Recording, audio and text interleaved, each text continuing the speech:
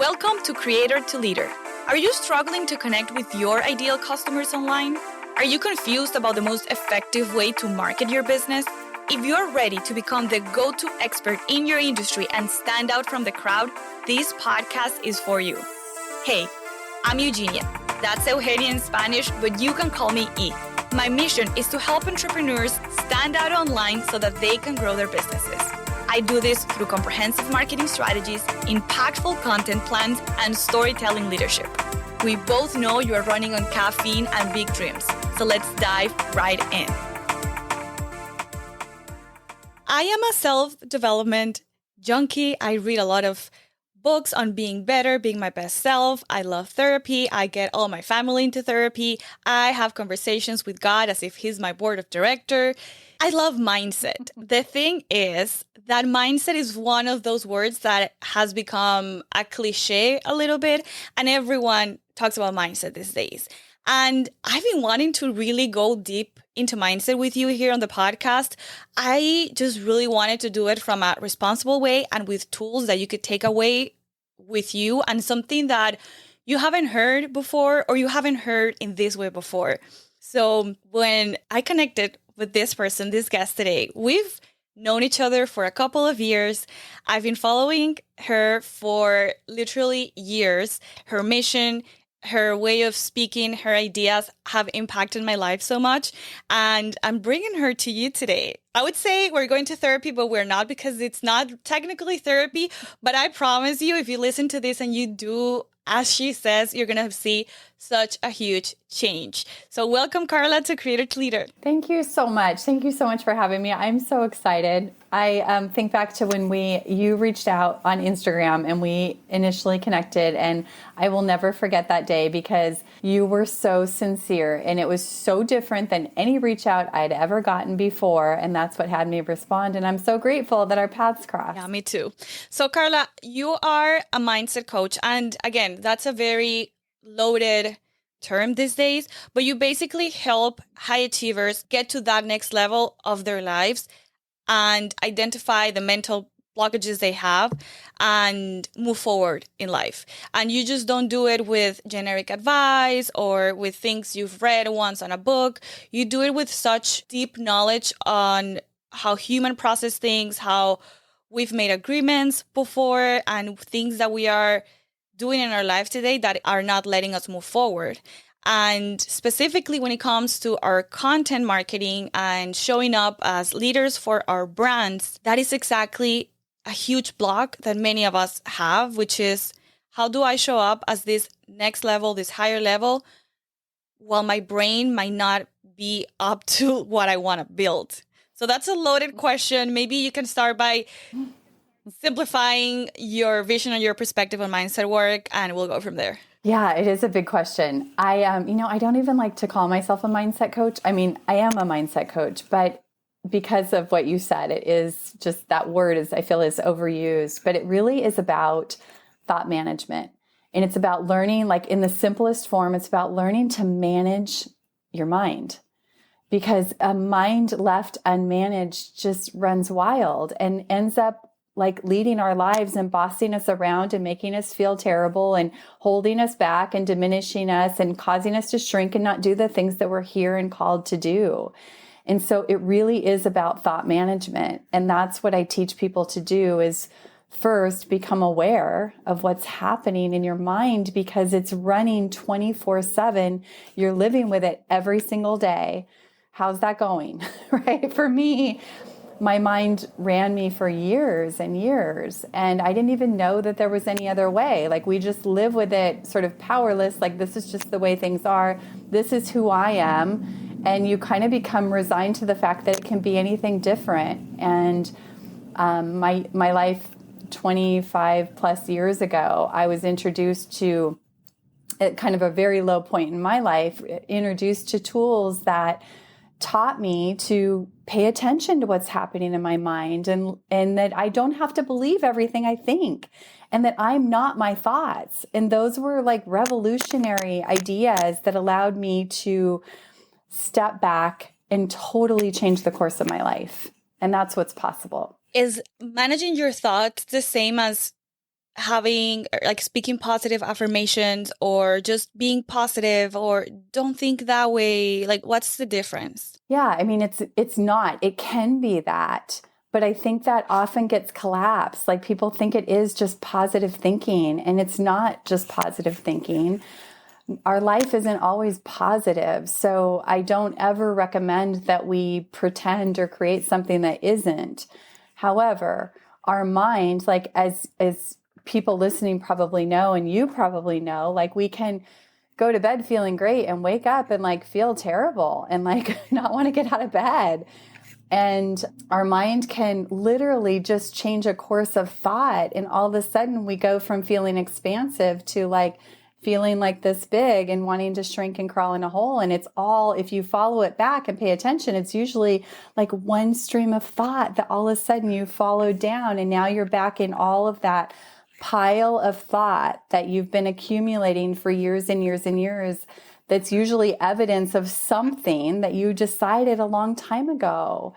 And that pile of old evidence keeps us from doing the things that we're here to do. When it comes to developing your mind and your thoughts and creating that evidence, I want to focus specifically on being brave and taking brave action, because somehow we've got brave confused with confidence. I feel like whenever I see content around it and people feel, oh, I'm waiting to feel confident in order to do that. But I feel like bravery, it is different from confidence. And confidence is a result, but maybe bravery can be something we work towards. Am I correct? What's your perspective on it? Yeah, I totally believe that. I mean, I think for years, I hoped like I was going to feel confident and I build confidence and go do these things to get more confident. And really it's the small little tiny actions in your life where you step out and do something that feels scary, but aligned to who you want to be and what you're up to in your life. Those are the small, brave moments that as you stack those on top of each other, lead to what you really want in life. And over time, as you take those moves, you do get more confident. And next time, the scary thing that used to be scary isn't so scary. And now there's a new thing that's scary. And you have to step out and be brave to do that. Years ago, I went skydiving. And after that experience, I thought, if I could do that, I can do anything in my daily life. Like I would always think of that, like if I could do that. And I came up with this idea of like the art of everyday skydiving. And that's exactly what it is. It's like finding those little moments, like when you get in a fight with your spouse or you have, an email that feels like a rejection of some sort. And instead of like doing what you've always done, like run away or get offended, or you like lean in with love or you lean in with a hug, you respond in a different way. Those are the tiny moments that you start to shift, that ripple to the larger change. I think the problem is in our world is we accustomed to like just wanting these quick fixes or these quick big changes, and real lasting change is a practice and it takes time. How tiny should those actions be? Because I've heard different schools of thought. I've heard massive action, overturning your life. And that to me makes sense on one end. Stop with the excuses. You need to change big things. And then I've also heard one little thing, one little step at the time. But I have family members that have been smokers and they're like, it doesn't work like that. You need to just do it from one day to the next.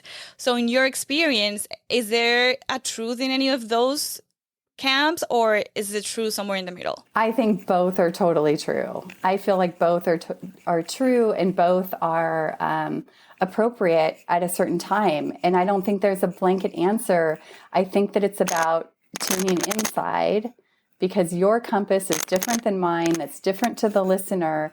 And it's like really trusting and tuning inside to know what that next action is. It might be a big step for you, or it might be a little tiny action over time.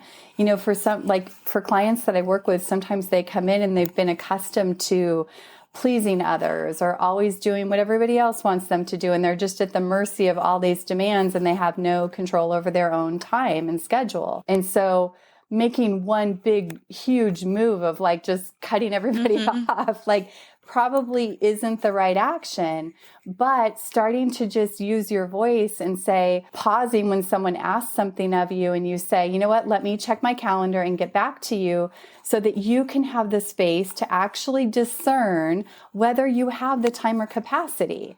And then it's like your communication. You can come back and communicate. It's clean. They understand. You understand. So it's like sometimes we have to teach people how to be in relationship with us now when we're, say, running a business or doing more things. And what we always have done doesn't work anymore, isn't healthy anymore. So I think it depends on the situation, and it's important to tune into your own inner compass. I love that. It sounds like you're saying that it's great to identify the trigger and then create a plan for the trigger before it gets there. And as you were saying it, I thought about, I've struggled a lot with overeating and eating to feel my feelings. And I was like, okay, what is causing this? Boredom. But why? But why? But why? And I realized that it comes when I don't eat enough protein in the morning. So to me, eating protein in the morning, a lot of it is super important so I don't have afternoon cravings. Because if I don't, I'm going to be having cravings later. So it's kind of doing the thing that's easy in the moment, which is adding 2 sausage links to my breakfast, instead of having to fight myself to resist the urge to eat in the afternoon when, you know, it's something that's not healthy. It's easier to just be like, let me just add protein so I don't have to fight the urge. So it sounds like the same with the calendar. Let me have this response to say, amazing, I'll check out my calendar. That way you just protected yourself. Yeah, and I think you also honored the other person, because then you're actually going to look to see if you have the time, energy, desire, capacity to do that. Because just saying yes, just because that's what we've always done, doesn't really serve anybody. Like whoever you're going to help or be available for, they want someone that's like wholeheartedly there, right? And so I feel like you honor everybody by doing that. Something I also love about the way you see things is that you don't see things in a vacuum. So what I'm saying is, when I went to the doctor a few months ago and I wasn't sleeping right, I was always tired. And my doctor was like, we need to send you to get like your hormones tested. And the doctor, because he was a general practice, he was like, okay, something's wrong with your body. And then I was like, well, but I'm scrolling on my phone until 1 a.m. He didn't ask, how are your habits? He went straight to, there's something wrong with your hormones, your blood, let's run all these tests. So it sounds like we want to be bold and brave, and even me. And I think, okay, I want to be bold in creating content in a different way. So I'm going to be bold and record myself. And maybe the bold action is probably just saying no to a late night event so the next morning you have energy. Like the bold action might be adjacent to the thing you want to achieve. Yes. I believe that like having your bigger commitment, your bigger why, your vision, whatever it is, something in front of you that allows you to be disciplined in the moment, right? Like I have to have my goals or my vision or what's important to me. Like I like to have that in front of me on a regular basis, because that's what helps me in those little moments make that choice. Because if I'm not present to that larger goal, I'm going to do whatever I need to do to sort of survive in the moment, or go with my feelings at the time. Like, oh, I'm having so much fun, so I just want to stay. And then the next morning I'm like, oh, I'm so tired, and now I can't show up with the voice that I wanted to show up. So knowing what I'm committed to on a bigger level, whether it's inside your business or inside your marriage or as a parent, like knowing that and holding on to that and looking at that on a regular basis is absolutely what helps me make those little choices in the moment. And that's how I help my clients too. When you help your clients, do you have a place where you start? If they are telling you, I am having trouble achieving this, do you go straight to the thing they want to achieve, or do you have an inventory of some, like, how does that process work? I'm curious. Yeah, it's so fascinating, because for high achievers, like they want to get to the doing so fast. And I do too. But that would be a disservice for me to take them right to the doing. So I always just say, can you suspend that for a moment? Because what we're going to do first is so vital to the doing, and it's going to inform and change the doing. And so it's just so vital. So the first thing we do is understand the landscape of their mind. And we do that through writing. I have, private online writing platform where they write. And I'm trained in actually using the writing to help them see the landscape of their mind and their thinking and their blind spots and those beliefs and old rules that they've been carrying since they were 5 or 8 that are still running their life. Often they can't see them. And so that writing informs that. So we do that first, and we understand what I call is your survival model, which is just that repetitive way that you approach and show up and think and do things. We lay that out on paper so you can understand, like, this model keeps you in survival. And it's not that it's ever going to go away. But once you literally see it on paper, you can make a choice. Every time that survival model shows up, you can make a choice to do differently. And as you do, you start to change the course of your life. Do we all have a survival model? Like, does that exist, or is the goal to eliminate it? No, we all have a survival model, and in my experience, it doesn't go away. But it has less and less power over you as you know what it is, and you have the choice to respond and, how you choose how you're going to respond to it. It gets quieter. It used to run my life, and now it's just sort of in the background, and I have to be aware of it because it will show up. But I have the power to choose in the face of it now. And that's my goal when working with clients, is that they too, it no longer runs their life. They're aware of it, and they can make more intentional, powerful choices in their life. So do you help your clients change that by changing their... I'm fascinated by it, because if that's something that I'm processing, that's the way I see the world, it's probably because of something around the way I was raised. Even if I'm aware of it, sometimes I'm aware of things and I'm like, yeah, I know I shouldn't be doing this, but I don't care. So how do you, once you have awareness, move towards either updating it or not letting that run your life? Because we have so many decisions we can make a day, right? Like, we are limited in our willpower. So I'm thinking having to use willpower day after day to change a behavior feels exhausting. Mm-hmm. Yeah, it is. And I always say, like, it's work either way. We're either working at dealing with what are the sort of the impact of our survival model, or we're working to stay focused and disciplined and aware of it so we can make different choices. So it's work either way. You get to sort of choose the direction you want to go. But I'll give you an example. So your survival model, we don't really change your survival model. We just lay it out, and then we start to design a new model that actually aligns with who you are and what you're doing in your life and business and work and all those things. And then we just get you practicing stepping into that new model over and over again. So an example, like just a small example, would be, let's say a client who somewhere along the line, she learned to get quiet when something big is happening. She gets quiet and she kind of runs away and avoids having a conversation. That was in her survival model. That was literally something that helped her survive her environment growing up. It was okay. It served her at that time. Now she's an adult, she's a woman, she's a professional. That doesn't support her when there's stuff going on with her boss or leadership or team, or right? It doesn't work at all when she gets quiet and clams up and avoids.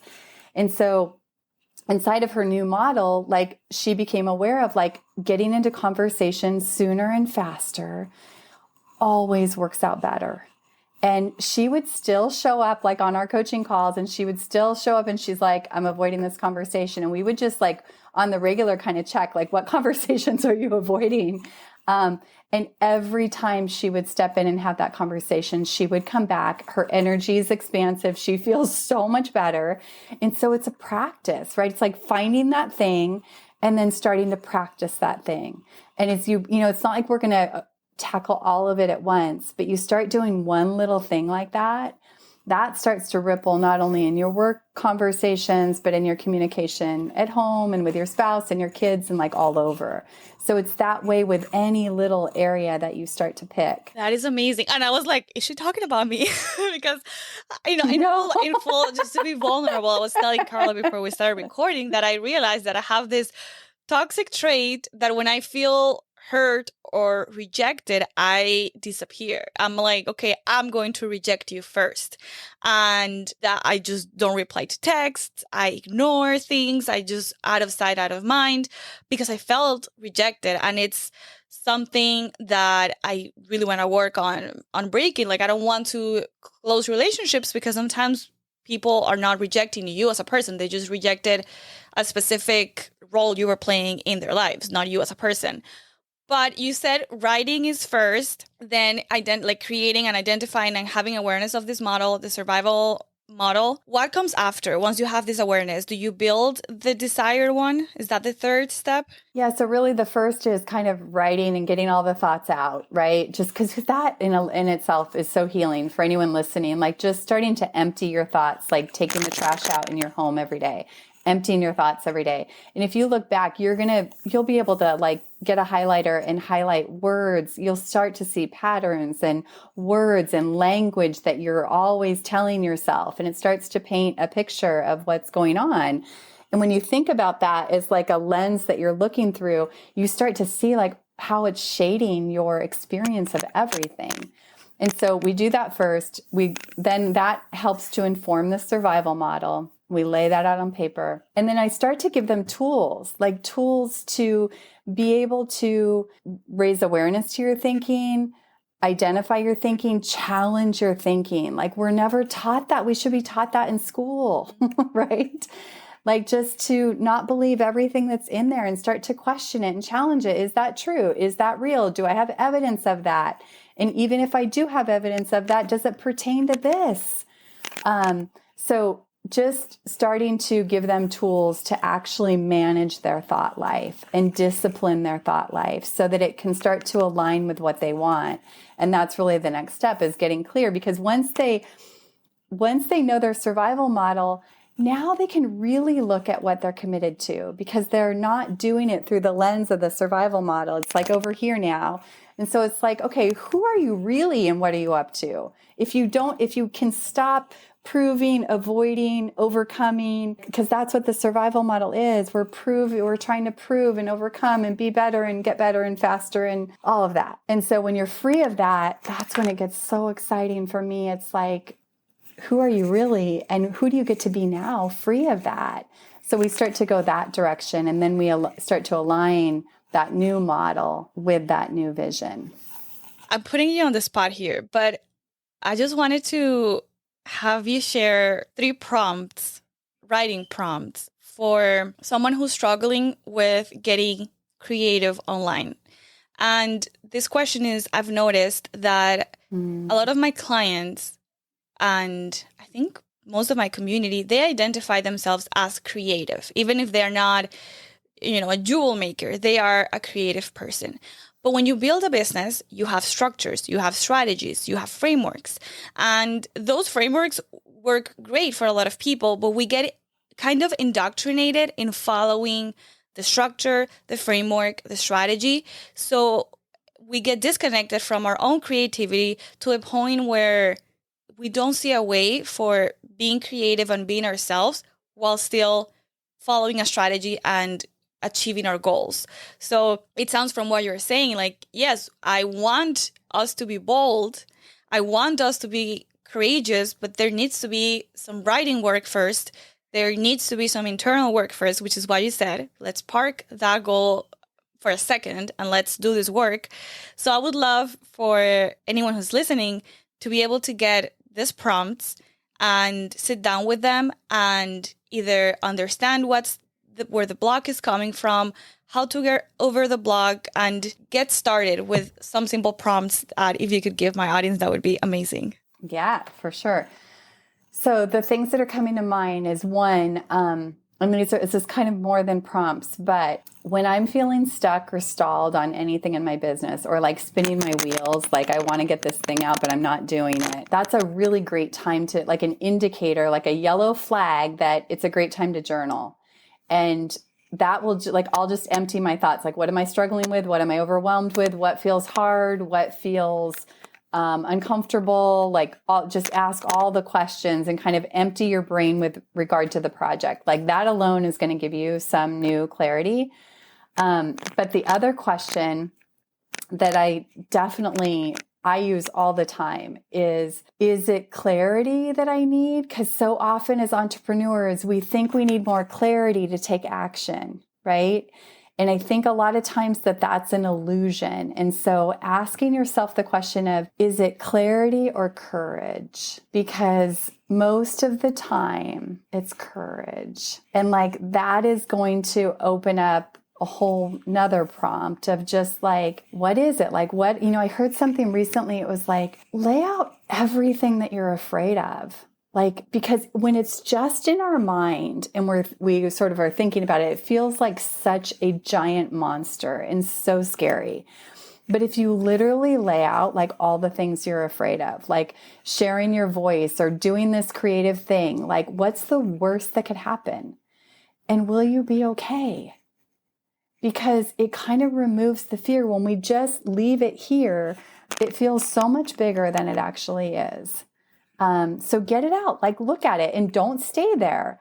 It's like go there, see yourself rebounding or being resilient, and then put all your energy into what is it I really want to create. So the third example, I'll give something that's happening right now. Like I'm redesigning my website.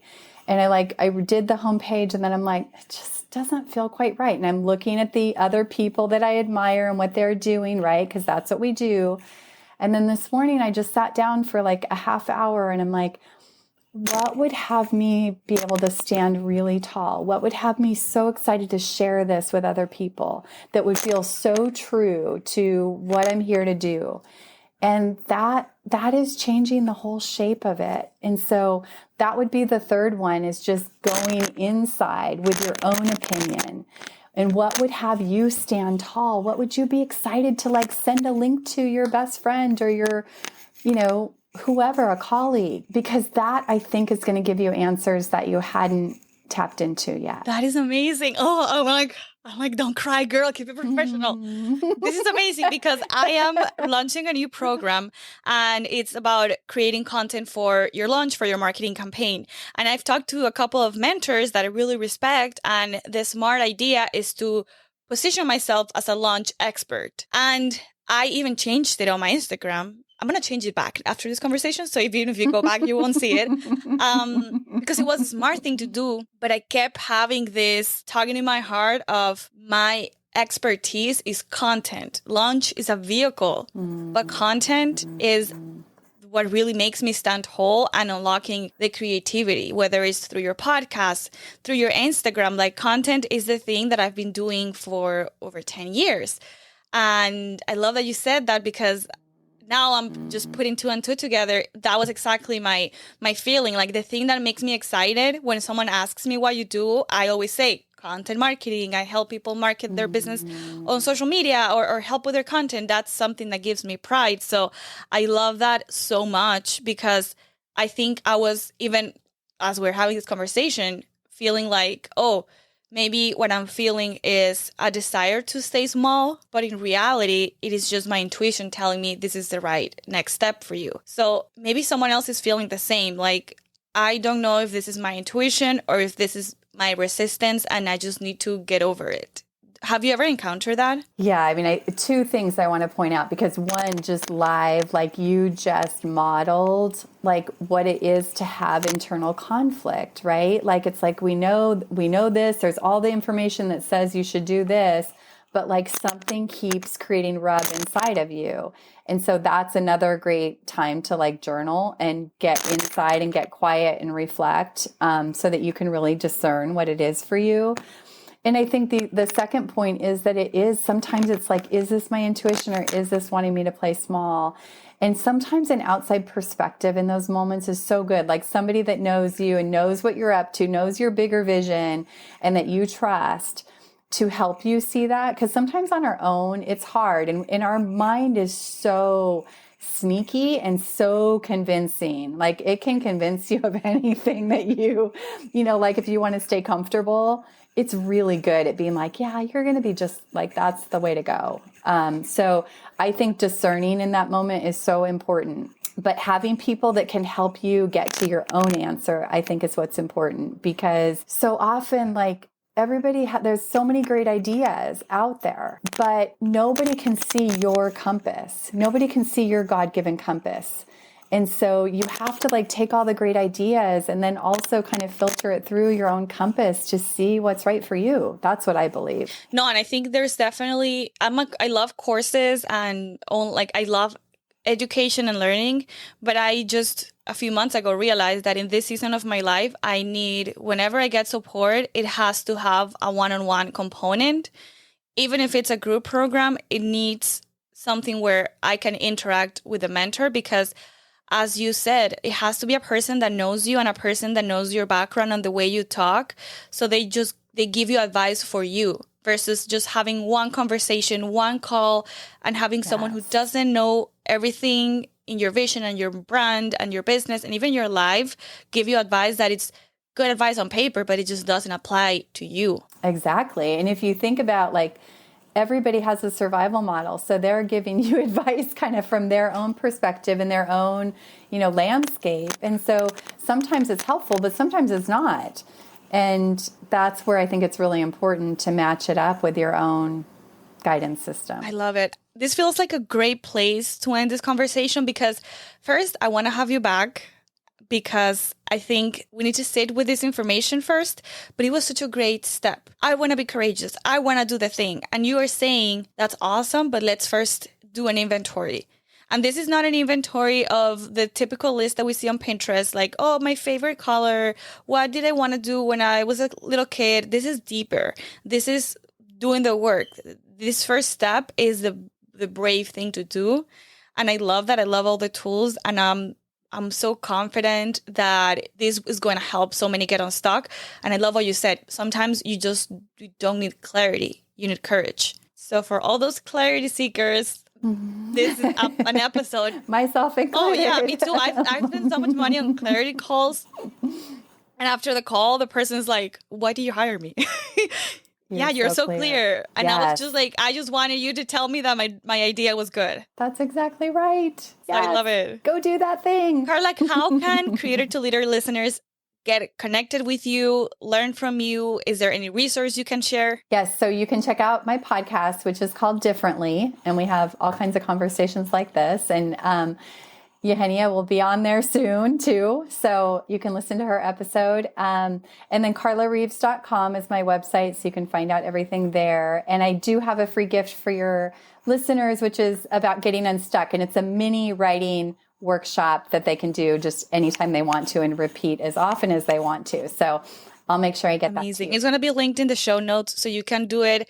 Listen to this episode and download it right away so you can get moving. Thank you so much, Carla. I can't wait to have you back. This was so insightful and it's going to get people moving, especially as we're finishing the year. I know it. Thank you. I hope you loved this episode. If you connected with the podcast in some way, please rate it and review it on Apple Podcasts or Spotify. That is the #1 way you can support the show. And because sharing is caring, share it with a fellow entrepreneur wanting to become a leader, not just a creator. I am so grateful for you. I'd love to hear from you. Shoot me a DM over to @eugenia.woo.